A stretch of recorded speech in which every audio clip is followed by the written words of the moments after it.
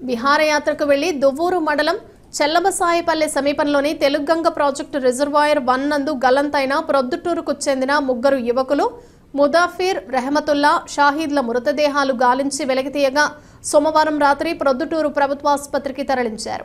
ఇదిలా ఉండగా ప్రభుత్వాసుపత్రి వైద్య సిబ్బంది అలాగే డాక్టర్లు పోస్టుమార్టం నిర్వహణలో జాప్యం చేశారని మృతుల బంధువులు ఆరోపణలు చేశారు.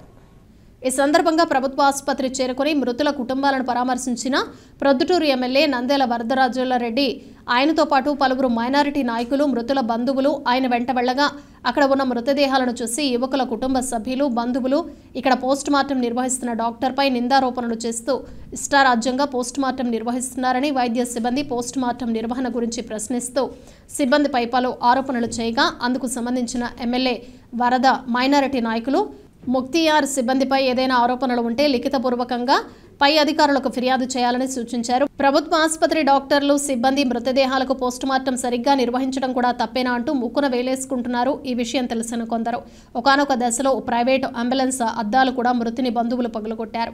అప్పటికే అక్కడికి చేరుకున్న పోలీసులు మృతుల కుటుంబ సభ్యులను నివారించే ప్రయత్నం చేశారు.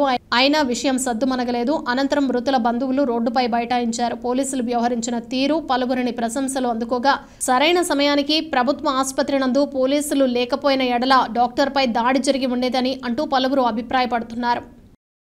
వచ్చిన తర్వాత పోస్ట్ మార్టం చేశాను చెప్పారు. 3 రోజులు అయింది వచ్చింది. అయినా కానీ పోస్ట్ మార్టం చేస్తానని చెప్పారు. పొద్దున్న 36 సమక్షంలో పోస్ట్ మార్టం చేశాను, కానీ మేము మామూలుగా చేస్తామని చెప్పారు. ఆయన ఉన్నంత వరకు ఏం చేయలేదు. ఆయన పోయిన తర్వాత వాళ్ళ ఇష్టారాజ్యంగా గాయం చేశారు. మళ్ళీ మధ్యలో గాయం చేశారు, అవయవాలు మాయం చేశారు. దానికోసం మేము వచ్చి ధర చేస్తున్నాము. ఆ డాక్టర్ చూసి నాకేం సంబంధం లేదని చెప్తున్నాను.